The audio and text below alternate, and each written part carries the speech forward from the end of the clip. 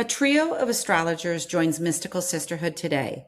It's my delight to welcome Lisa Hagenbuch, Alexander Mallon, and Ryan Barrett to the show.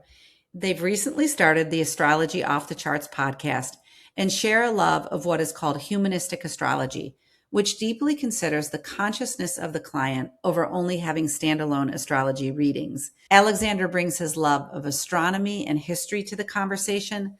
Lisa lends her wisdom on indigo children and collective belief systems. And Ryan points out that through the process of an individual seeking an astrology reading, they're essentially looking to know themselves better and so much more. We also dive into current planetary configurations and exactly what a session with an astrologer looks like. This episode will speak to you if you are new to the field or a seasoned practitioner of having your chart read. Let's get into the episode.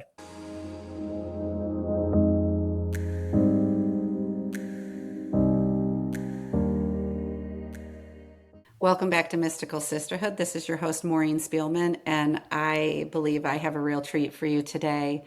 I received an email just weeks ago from Lisa Hagenbuch, and I didn't look up the episode you were on, Lisa, but I knew you to work in astrology. I knew you to be very interested in conscious parenting, and which led you to family constellations. So it was this particular, I guess, perspective I had of your work. And then you had written and you said, I'm going to be pairing with Alexander Mallon and Ryan Barrett, my fellow astrologers, to bring a new podcast to the airwaves called Astrology Off the Charts. And that's when I kind of immediately, I think following intuition, turned around and just wrote you right back to say, would you like to come on and talk about this very special way that the three of you are taking on the topic of astrology, combining it with consciousness? And I guess I'm going to just say a big hearty welcome. And, some questions I asked today, maybe one of you will answer, maybe all three if you're called. So interject where you'd like to. But I want to first, and I will start with you, Lisa. What is it about this moment in time that makes this offering really important? Not just really special, but really important for humanity. Yeah, we had a very intentional launch of our podcast because I think 2026, there are a lot of major astrological configurations going on, paired with the Chinese horoscope of this being the year of the fire horse. And I think we are all learning to individuate and step into our personal understanding of how we are creating our reality and creating our lives and in shifting our consciousness in order to feel less controlled by circumstances and maybe take the reins more in our own lives. And so as humanistic astrologers, it's what we kind of focus on, is the consciousness of each one of our clients. And we all individually, we do a little bit different take on it, but we come together beautifully. I love that. Yes. Yeah. And so each of you, you're coming with this collective intention and meeting of the minds in a sense. But I have a feeling you each bring your different perspectives. So Alexander, I'll go to you on that question just because it's a great question of what are you seeing at this point in time, this point in history that makes your messages pertinent? That's a rich question. So as an astrologer, oftentimes astrologers tend to think in terms of astrologies. So the language we jokingly call it astrologies. We think in terms of cycles. We think in terms of, you could say, 29 and a half day cycles, a moon cycle. We think in terms of larger cycles that are coincident with human experience and development. And so as you were saying, Lisa was addressing, there are different sort of waves in time that have large, sweeping collective cycles. And there are commonly, actually more like typically, there are these astrological cycles that are coincident as mirrors. So we could think of major times in history. So in brief, we have cycles that are now more recent history, collectively coincident with Vietnam and the Vietnam era, the 60s, also coincident with particularly those who were born in the early 40s, who came of age in the 60s. And I just did a podcast yesterday regarding the Summer of Love, 1967 through 69. That period was very key in world development, certainly national development. those same cycles of the 60s and the 40s, we can go much further back and we could look at the Renaissance. So we're really sort of in a powerful time of Renaissance. And I would look at particularly AI, and particularly this month of July and some of the news we've all heard in the last week or so regarding this rise of global connection. And one medium, maybe perhaps a central medium, that will be noted for this period, this time, this Renaissance, this new time, AI, and particularly quantum AI. So that's maybe one manifestation. So we've got the quantum AI on the one hand, and then we have humanity, 8 billion and growing rapidly on the other. So I don't know if it's too broad a response, but I think that sort of encapsulates what's on my mind when you. Okay. Well, I think it's a perfect response. I do. And I think with Lisa's noting the rise of the sovereign self and that humanistic portion of it, and then you kind of painting the cycles of astrological happenings, I love your answer actually, because I think that I'm a good person because I've got just enough knowledge to hold an interview like this. Yet I have a million things to learn, and which I think is the case with most people with astrology, right? So Sure. painting the picture and showing us that we're in another cycle and how that might relate to our lives, I think is very beneficial. So I love these broad strokes actually of bringing astrology to a more grounded plane. How about you, Ryan? What are you seeing and sensing? Yeah, I love hearing everybody's response to this question because everyone's taking sort of a different point of view on this. And I think one of the things that I've been thinking about a lot lately personally is this idea that we're all having our own individual experience within this as well. And I think, we can look at this in terms of broad cycles and sort of the natural progression of how a human evolves over time. One of the things that my mentor always said was that we are the earth becoming conscious of itself, and we're the universe sort of experiencing consciousness through this thing that we call a human life, right? And so I think right now is a unique time in history in that any moment is a unique moment, right? Everything is an unfolding of how we are directing our energy as we continue to move forward. And I think people are becoming more aware of that.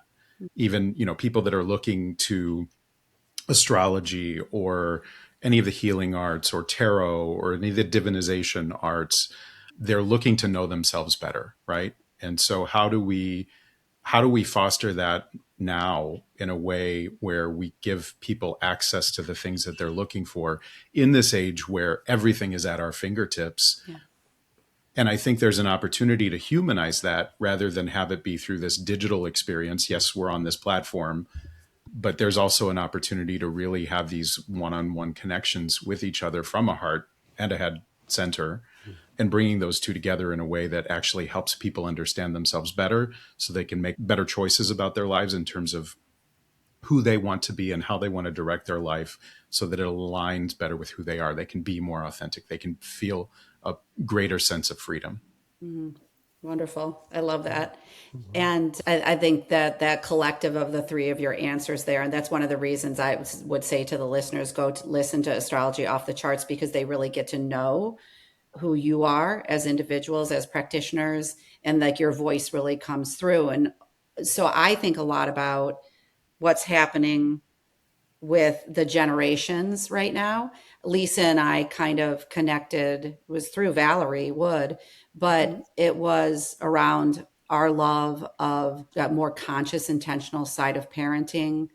You do the family constellations. But what I want to say is, I can see, I have three kids in their young 20s, that this awakening is happening at these ages. And that is a beautiful thing, because I don't know who said something about people will refer to like TikTok kind of like astrology like this. That's not what we're talking about here. I think that seeds and plants ideas and gets people very excited.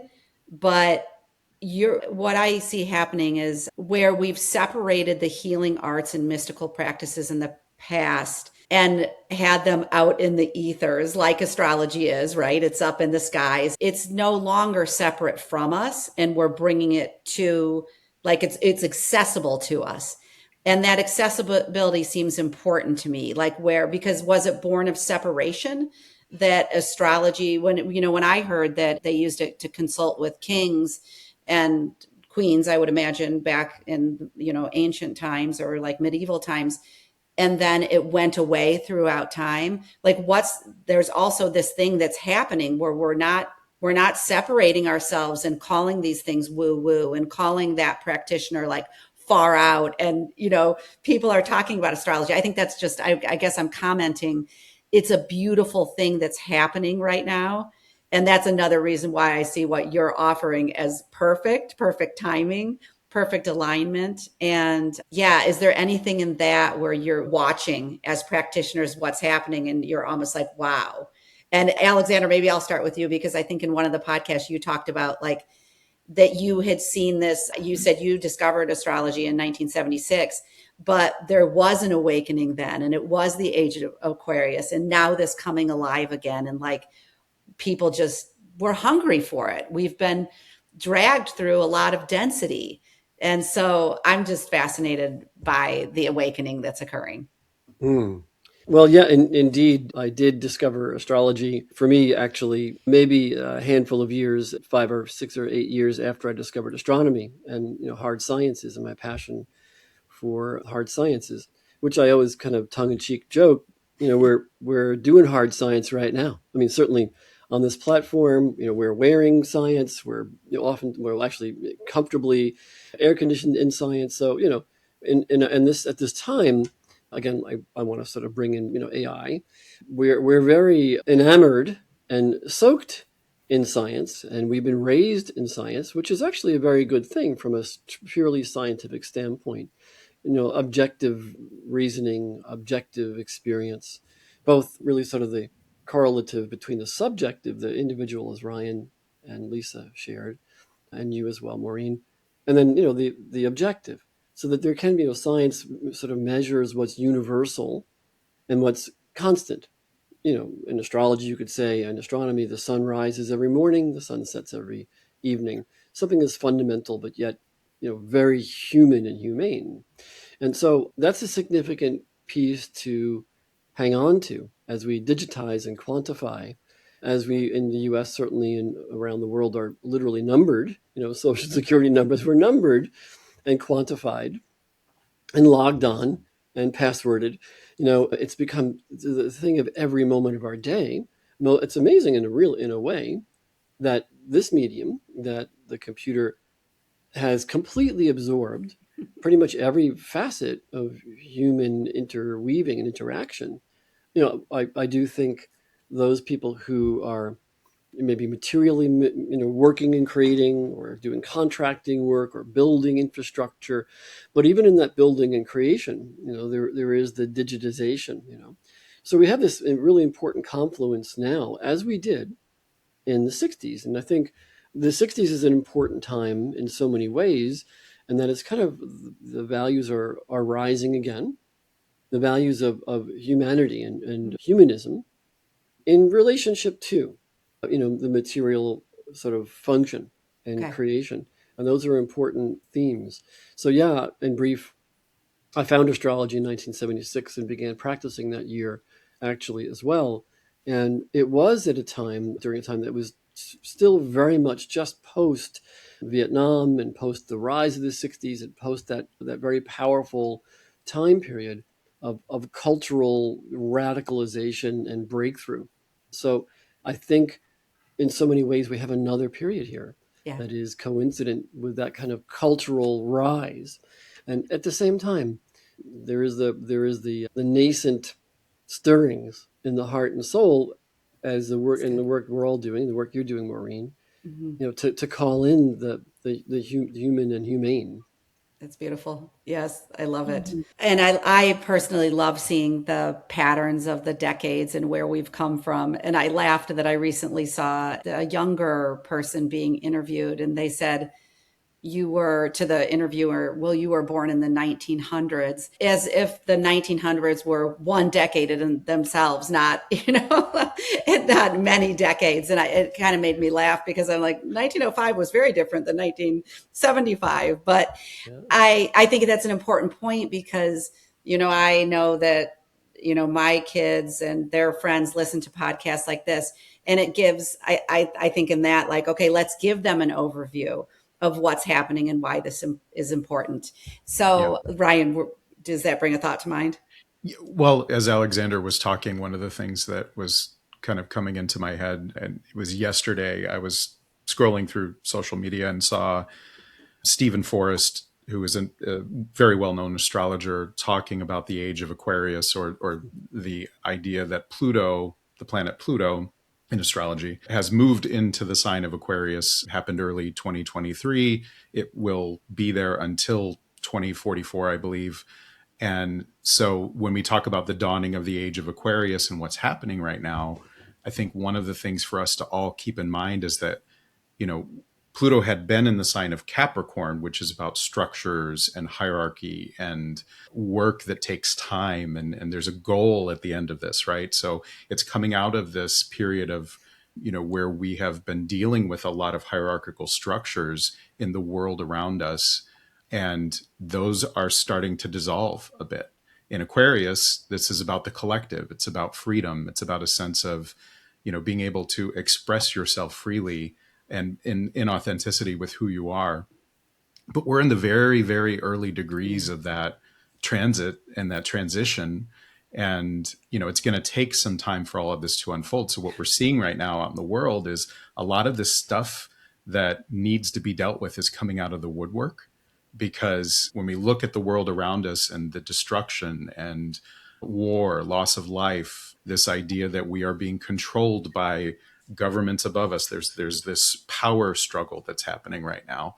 And, that's all sort of this outgrowth of this transition coinciding with the transition of Pluto moving into the sign of Aquarius. And again, it's very early in this sign. So it's going to take us time to really sort of bring that into our consciousness and understand, how do we use that energy? How do we use power? How do we use control? How do we turn that into something that is more transformative for us in a way that's going to be more beneficial long term? I have hope around that. And I see all of this as, the pendulum has swung so far in one direction, it can't help but swing so far in the other direction. But that's going to take time, and it's going to take us really directing that energy in a way that is in better alignment with who we are.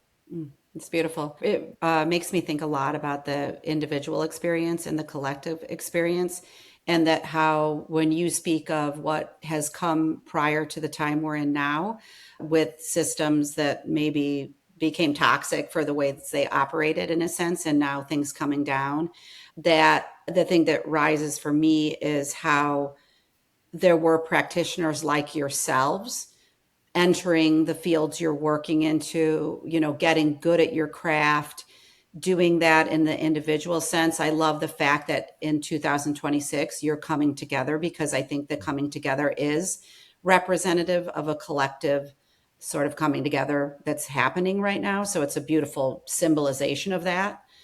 And how about you, Lisa, when you think, because it does bring to mind the individual versus the collective. So share what comes to mind. I had a question around it, but it just sounds like, yeah.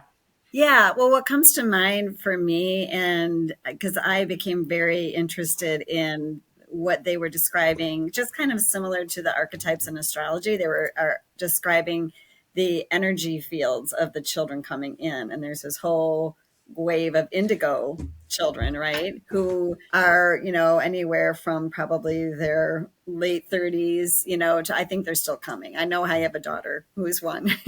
And I'm really thrilled that the younger generations are finding astrology. And I'm hearkened back to a conversation I just had with her and her boyfriend, and talking about me, really expanding my work. And she said, you need to use the word therapy in what you do, because she's 24. So she's like, we kind of grew up with therapy being okay. There wasn't a stigma around it.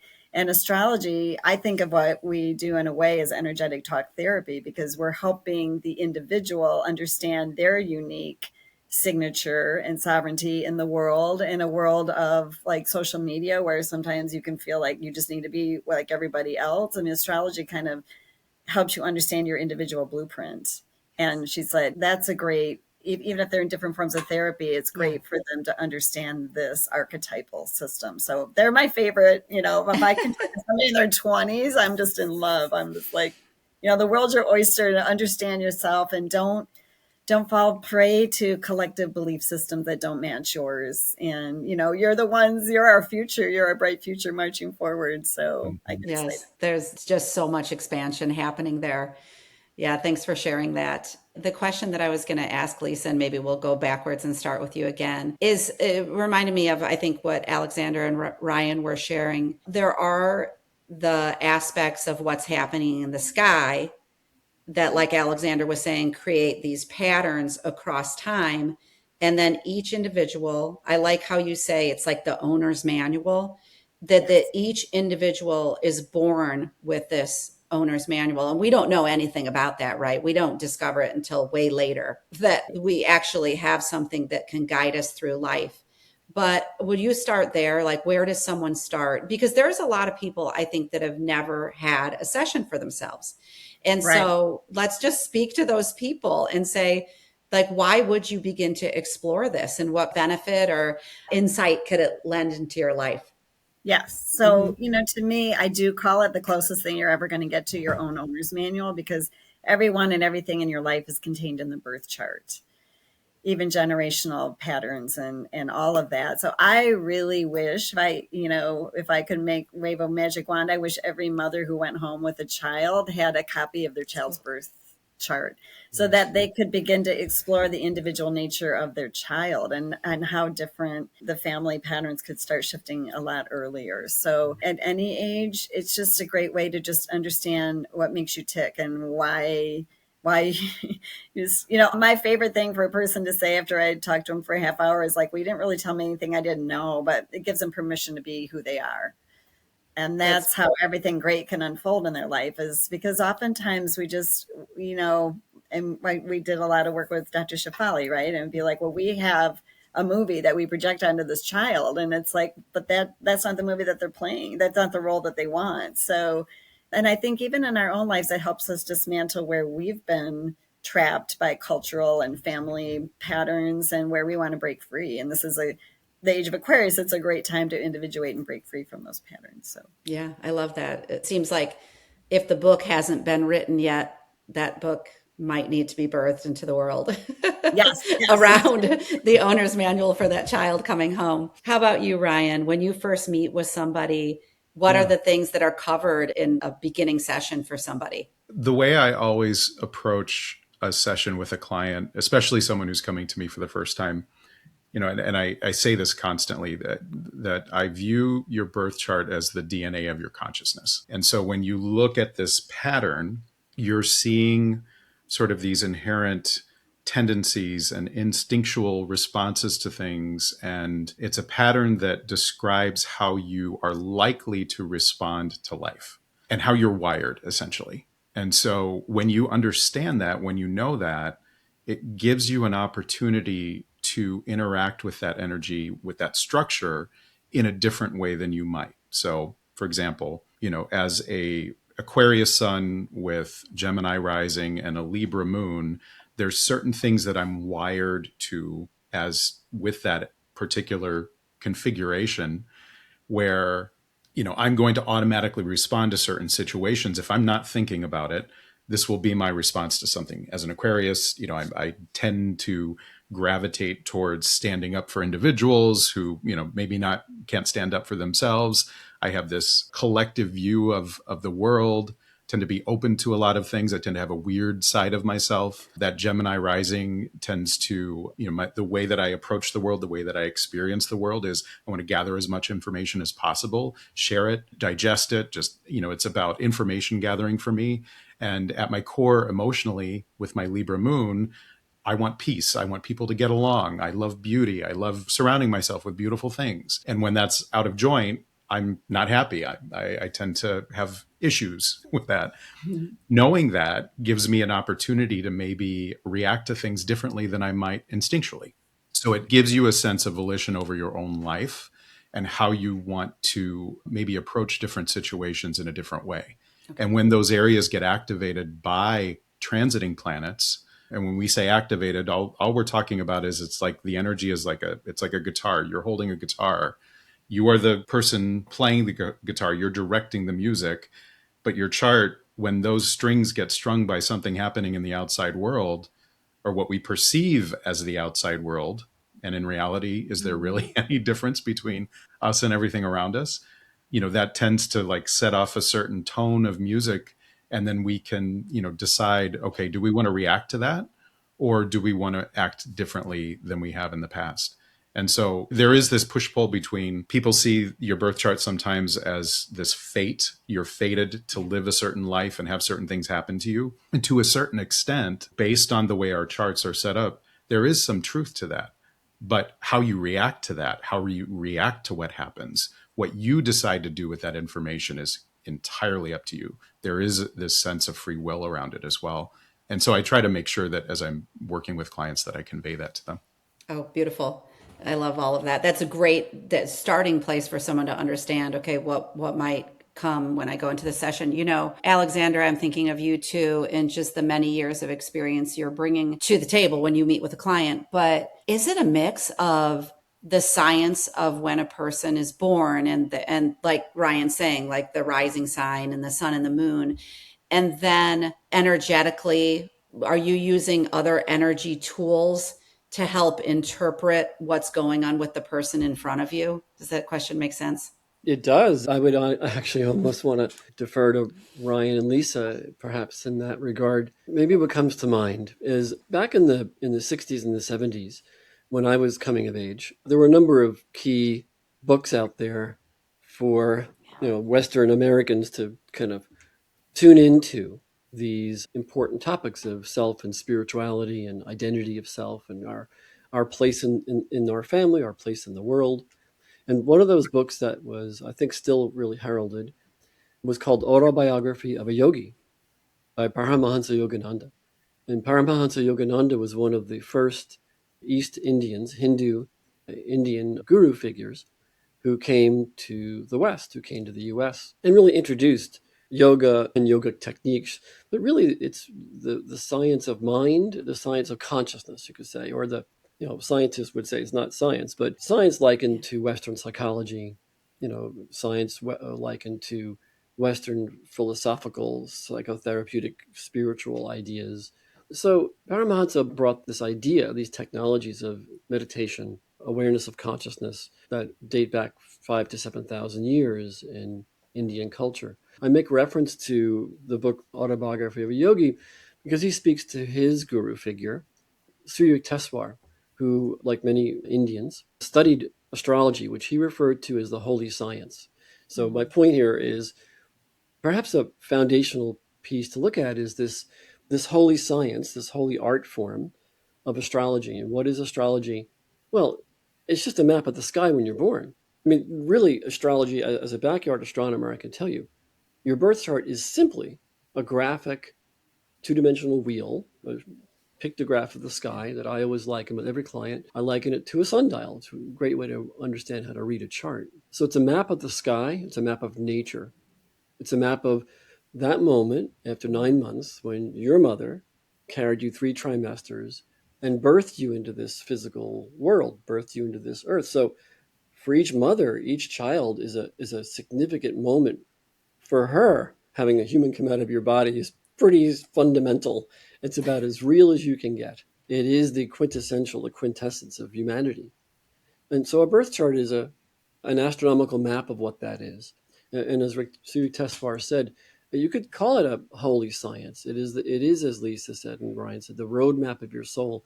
It describes your genetics. It describes family lineage. It describes where mom and dad were in their consciousness at that time that this baby came out of her body. It describes that dynamic between them. So it describes what you are experiencing as an incoming soul.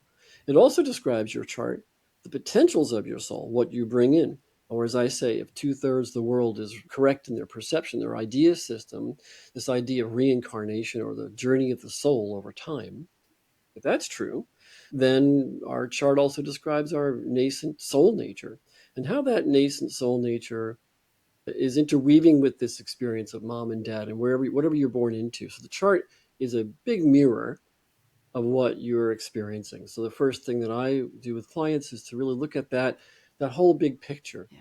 Maybe we could say questions that I think are important. How old was mom when I was born? How old was dad when I was born? Where were they in their maturity and their marital dynamic? The chart mirrors all of that.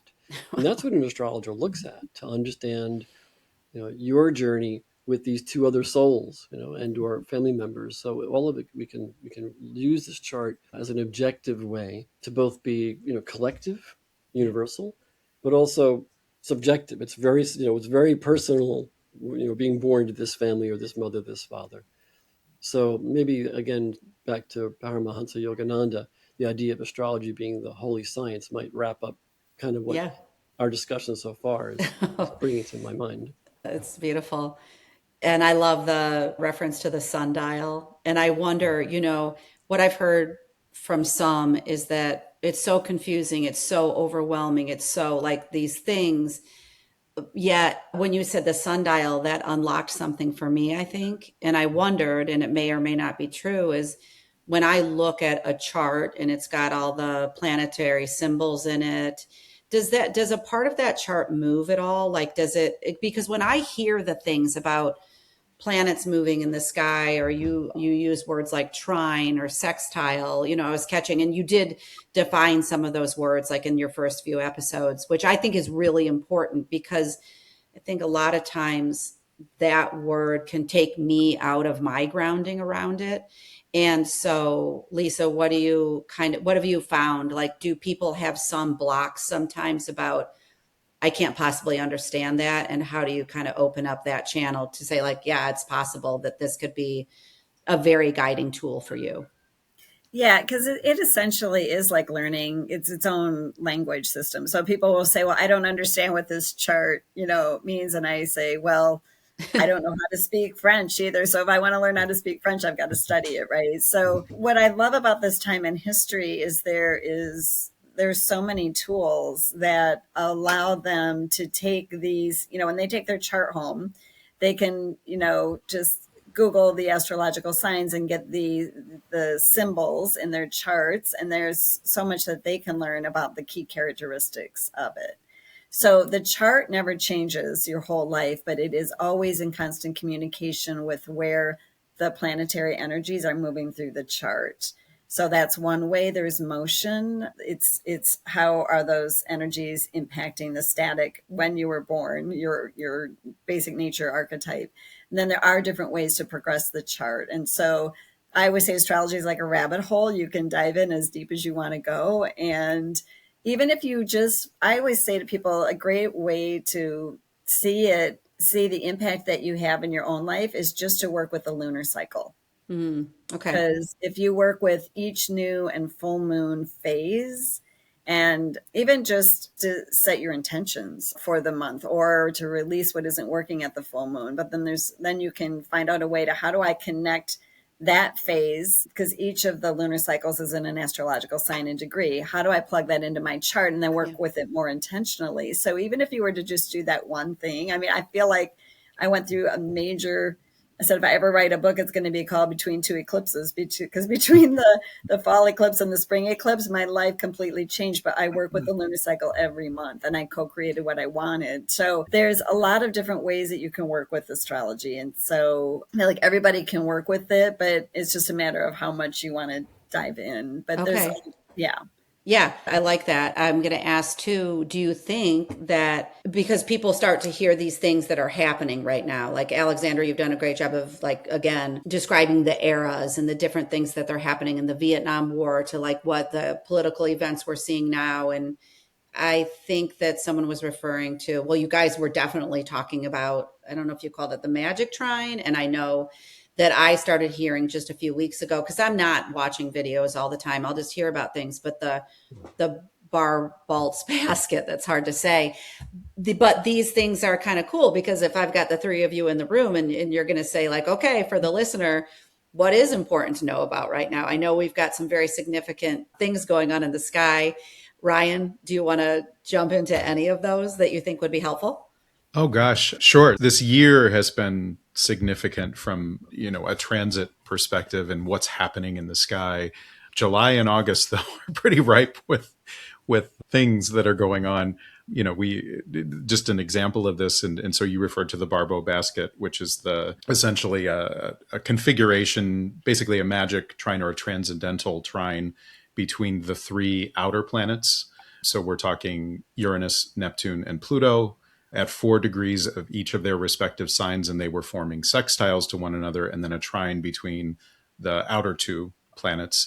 And then Jupiter came around and sort of formed this whole basket configuration. So just putting that aside, that's one of the configurations that were, if you were listening to anything about astrology over the past month, the internet was awash with that particular Yes. configuration, and people were saying it was a whole new, there's a doorway that humanity's walking through, it's a new beginning, it's major things are going to happen, this is the moment humanity wins, and I always temper that with, okay, whenever we're talking about the outer planets, we're talking about, not only are we talking about major era shifts, so things don't necessarily happen all at one time, but these are energies that we need to marinate with. Like it's going to take some time for this to really sort of cook and come into our conscious minds in terms of how do we want to direct this energy? Is it a major opening? Probably, but how that unfolds is really going to be up to us.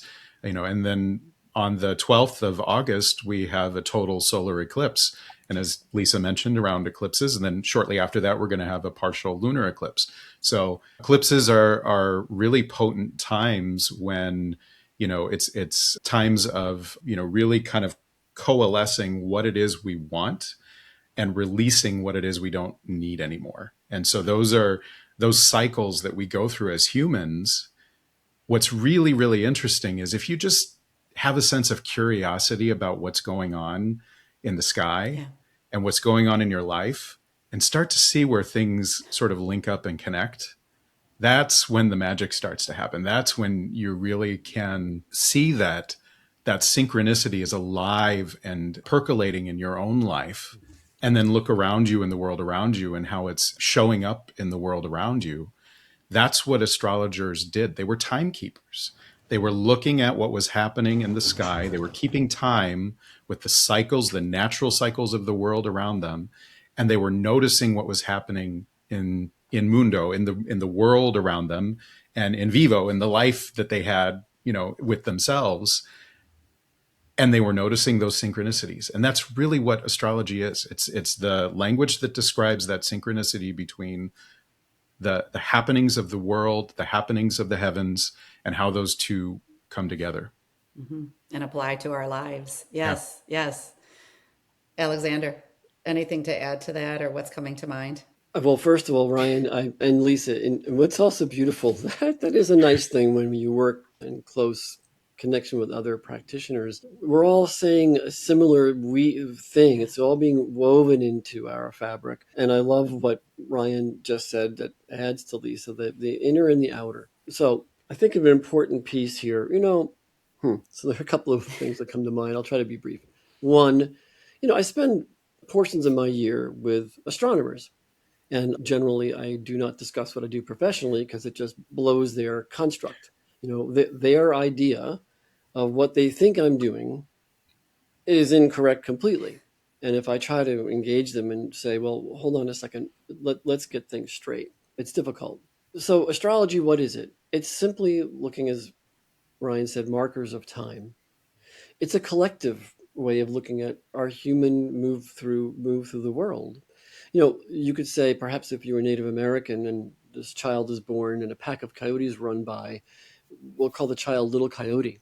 But that might not have the same meaning for those who are born in Amazonia or those who are born in the Arctic Circle. But a full moon is a full moon. Astronomical cycles are global and universal. And planets that have certain alignments to each other let's say like a full moon, the sun setting and the moon rising simultaneously. Those are global phenomena. So astrologers use this system, which is looking at cycles and astronomical cycles, and then observing their coincidence to our human developmental experience. So we're not saying that astrology makes anything happen any more than you make it happen. It is synchronous, as Ryan just said. It is interwoven.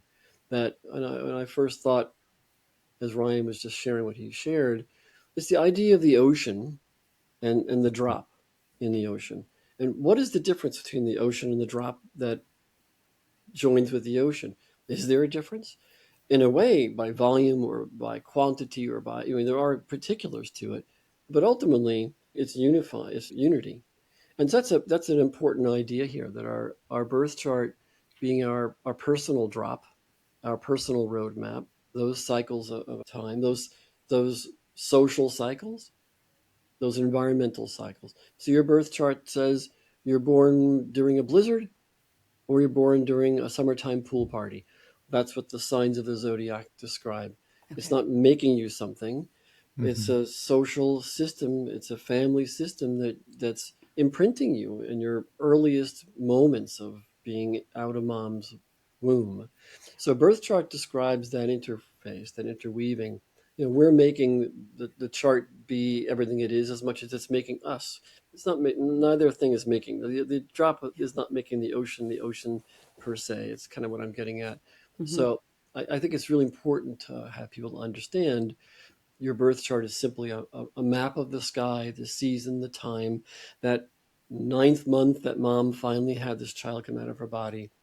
And it describes that circumstance, that social, environmental, that seasonal circumstance, that time of day and all that, and how mom and dad also place you unconsciously, or maybe consciously, in their life. So the chart describes how mom and dad made sense of this child entering their life at that time. That's what the chart describes. It's the psychosocial mirror of this aliveness, this incarnation. Yeah, thank you. It really bridges so many different worlds, right? So many things coming together. And Lisa, how you were saying what your daughter was saying about the therapy and how we've been so, like, oh, there's all these different modalities and they're separate from one another. But what I'm finding is like, no, there's such complements to one another. What was coming to mind and listening to Ryan and Alexander is that, because I think sometimes people are like, why would I go to an astrologer? And I think part of the reason you would come to somebody like us is because everyone has, situations, issues going on in their lives, and we can witness where they are in their life and mirror back to them through this original symbol system. Yeah. To me, it's a sacred conversation that's very much in plain English about what's going on in their life and how their inherent nature and how the cycles are impacting them at the moment. Because typically they come to us at a time when maybe they're in crisis about life purpose, and we can clearly see it in the chart. We can kind of understand in a way why they might be coming to us, or maybe it's a love situation, but we are both helping them, guiding them in having that back and forth with their consciousness. Mm-hmm. And then like the family constellation work, witnessing somebody's revelations are very important. And I think that's part of what we do in a back and forth conversation. Mm-hmm. So you can really bring anything to an astrologer to discuss, because there's going to be, everything in life is ruled by something in astrology. So we can always find it in their chart and explore it that way. So that's just what's coming to mind. Is like, it's so much about the back and forth with the practitioner, and it pairs so well with every other, healing modality that's out there. I love that. Yeah, I'm laughing over here because it's almost like I know that you all have heard everything under the sun.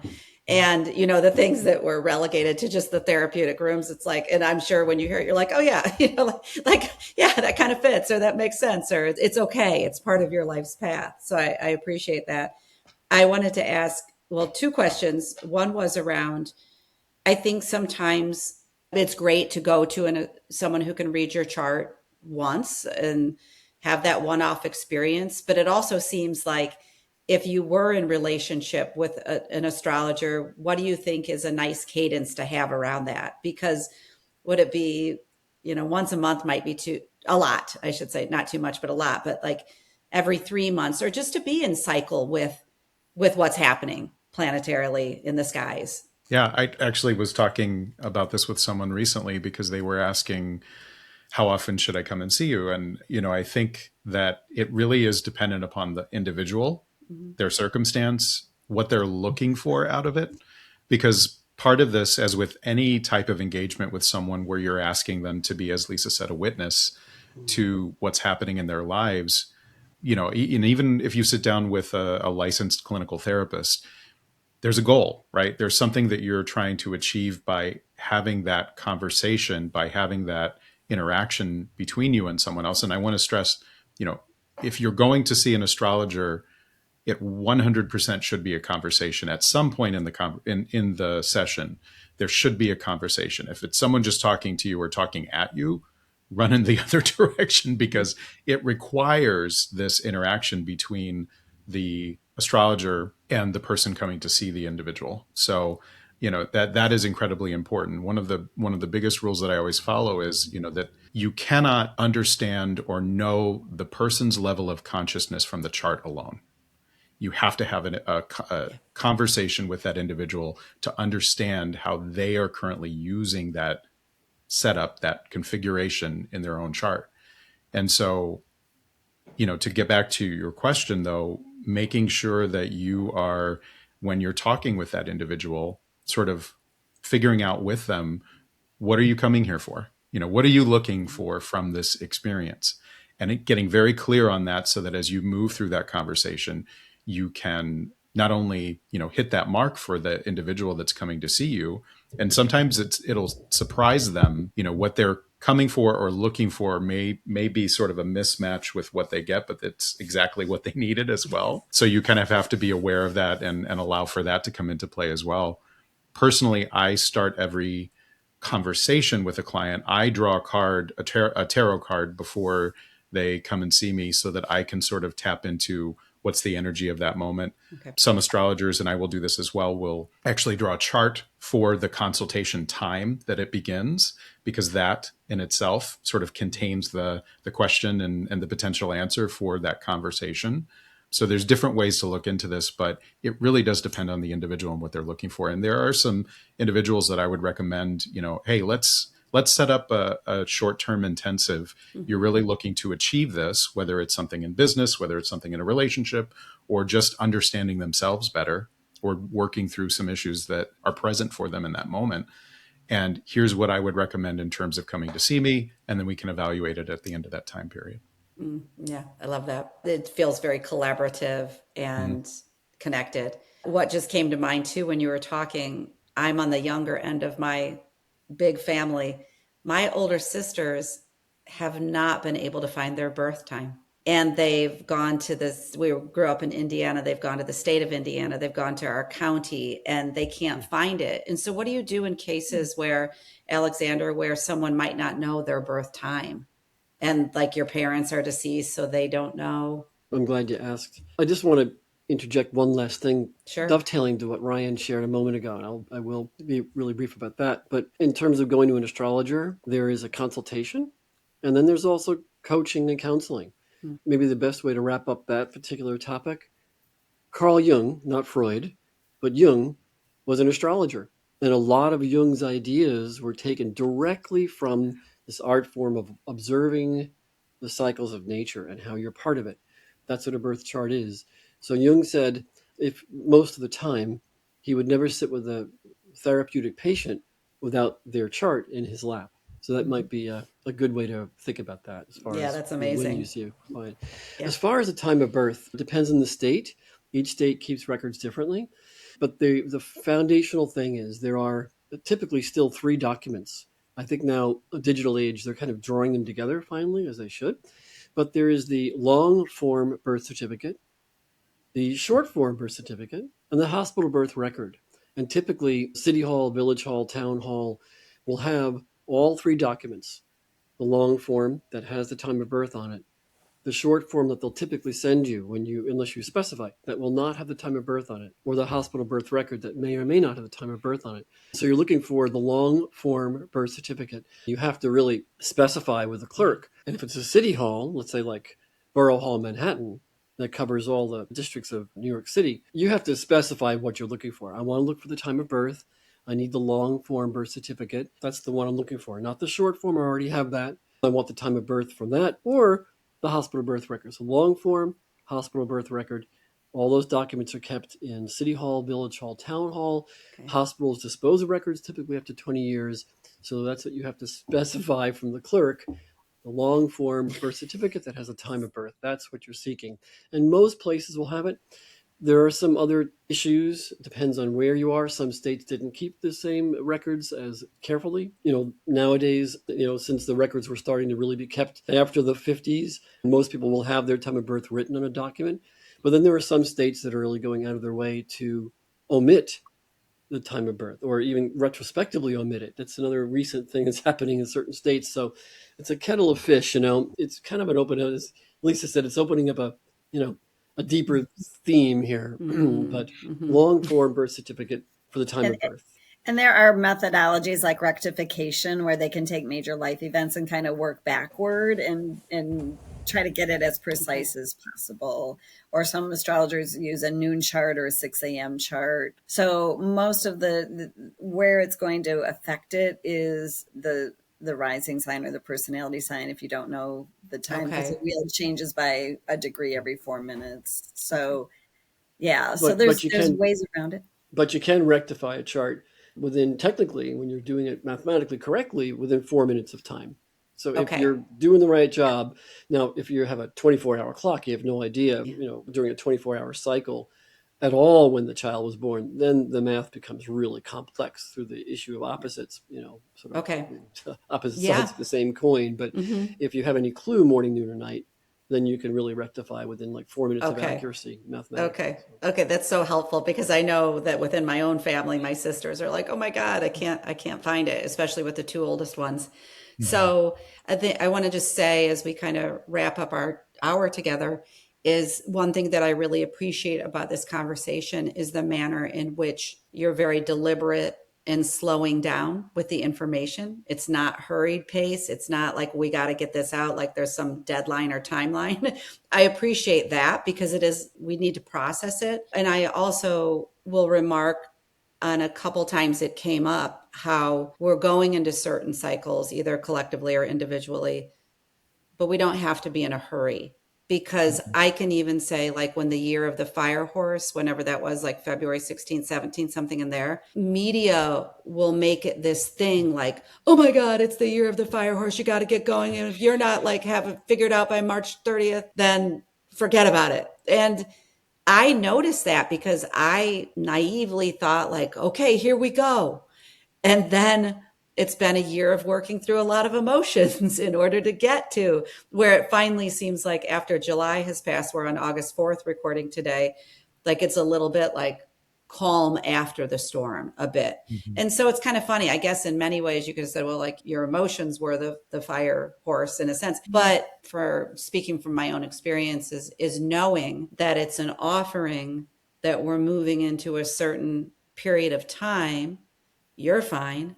Look into it, consider it for your own life. You don't need to be in a hurry. There's nothing you need to, there's no finish line. There's no, right or wrong to any of it. It's let it unfold however you want to let it unfold. So it seemed important. Yeah, that is really important. And I think having a sense of peace around that too is important for individuals, because we're always looking, too much focus on the future creates anxiety. Too much focus on the past creates this sense of depression.